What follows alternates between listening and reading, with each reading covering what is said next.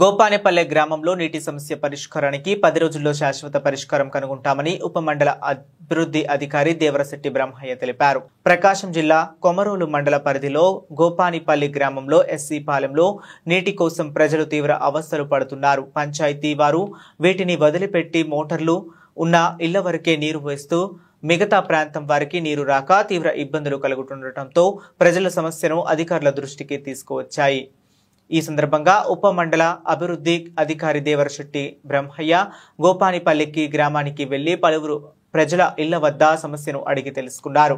ఈ సందర్భంగా పాలెంకు చెందిన మహిళలు, పురుషులు తమ సమస్యలను అధికారికి విన్నవించుకున్నారు.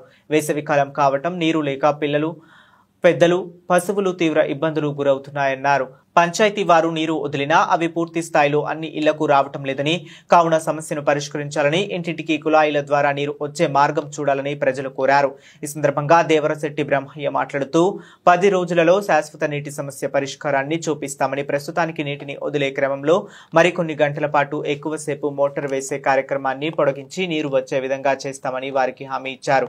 ఈ కార్యక్రమంలో పాలెం ప్రజలు, ఎంసీఓ షన్ను, పంచాయతీ సిబ్బంది, ఇతర అధికారులు పాల్గొన్నారు.